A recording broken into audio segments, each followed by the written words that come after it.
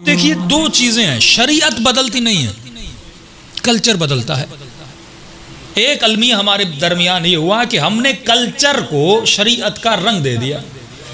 आज सिर्फ इशारे कर रहा हूं, कल की मजलिस में इसको खोलता जाऊंगा। पहला मसला कि मुसलमान तारीख नहीं पढ़ता। दूसरा मसला, मुसलमान ने कल्चर को शरीयत बना दिया। कैसे? आपको दलील दूंगा। भाई, शरीयत में जो नमाज का तरीका है वो शिया जैसी पाकिस्तान में पढ़ेगा, वैसी ईरान में पढ़ेगा, वैसी लुबनान में पढ़ेगा, वैसी नजफ में पढ़ेगा। जो हनफी अहले सुन्नत है वो जैसी नमाज पाकिस्तान में हनफी पढ़ता है वैसी नमाज मक्के में पढ़ेगा, वैसी नमाज मदीने में पढ़ेगा। तो इससे पता चला कि शरीयत में तजाद नहीं है, शरीयत में यकसुई है, शरीयत का रंग एक ही है, लेकिन कल्चर आपको बदलता हुआ नजर आएगा। कैसे? जैसा मातम पाकिस्तानी शिया करते हैं वैसा मातम ईरानी नहीं करते। आपके मातम में थोड़ी स्पीड है, उनका मातम थोड़ा स्लोली है। इराक में चले जाएं और स्लो है। मसलन यहाँ आज़ादारी करने के लिए कोई जंजीर जनी करता है, इराक चले जाएंगे वहाँ का मजा नहीं की जाती। तो आप देख रहे हैं कि कल्चर हर जगह का बदला हुआ है। अब लोगों ने क्या किया? इस कल्चर को शरीयत बना दिया। जब हमने मिंबर से ये कहा भाई कल्चर तो बदलता है, जब इस कल्चर में तुम्हारे कपड़े बदल गए, तुम्हारा हेयर स्टाइल बदल गया, तुम्हारी दाढ़ी का स्टाइल बदल गया, तुम्हारी ख़वातीन के कपड़े के पहनने के सहने के बदल गए, उसमें जिद क्यों नहीं करते कि वही तरीका अपनाओ जो 10 साल पहले था? आज तो कोई नहीं कहता भाई वो तरीका अपनाओ जो 100 साल पहले था। लेकिन ये जिद किसमें है? आज़ादारी में, कि मुझे आज़ादारी की रस्म को नहीं बदलना, जो रस्म में 50 साल पहले करता था वैसे ही करूंगा। हालांकि अक्ल कहती है, जवान तुम्हारे कपड़े बदल गए, दाढ़ी का स्टाइल बदल गया, हेयर स्टाइल बदल गया, तो हुसैन की आज़ादारी के तौर और तरीके तो क्यों नहीं बदलता?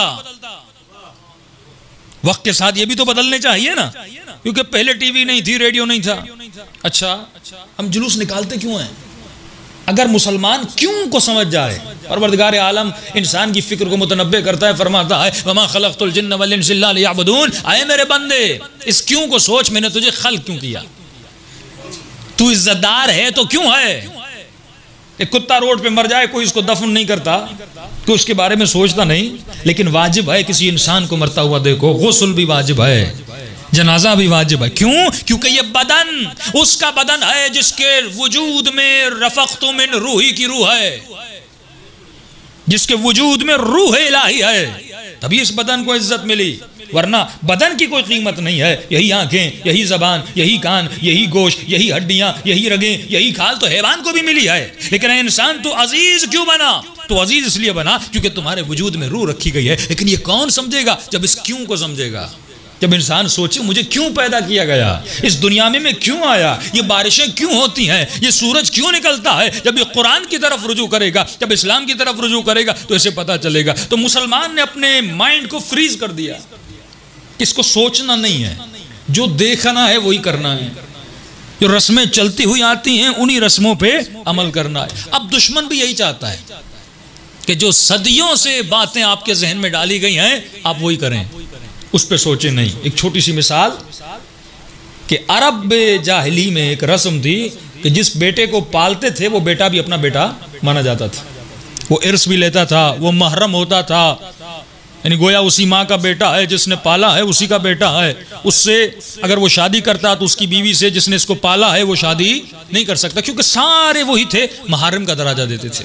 लेकिन अल्लाह की आवाज़ है, हबीब तुम रस्मों को तोड़ने आए हो, तुम कल्चर को, सबसे बड़ी जंग है कल्चर से लड़ना, सबसे बड़ी जंग है गलत सकाफत से लड़ना। अय हबीब तू अरब की जहालत भरी रस्मों को तोड़ने आया है।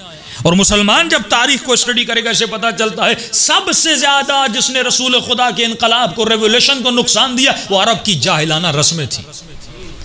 अगर ये अपने तासुब से निकलता, अगर शेखुखियत से निकलता, अगर कबीला परस्ती से निकलता, कभी भी इस्लाम का हाल ये न होता कि 60 साल बाद करबला में नबी का नवासा कत्ल कर दिया जाता है, लेकिन मुसलमान के जूं तक नहीं होती, उसे परवाही नहीं कौन कत्ल कर दिया जा रहा।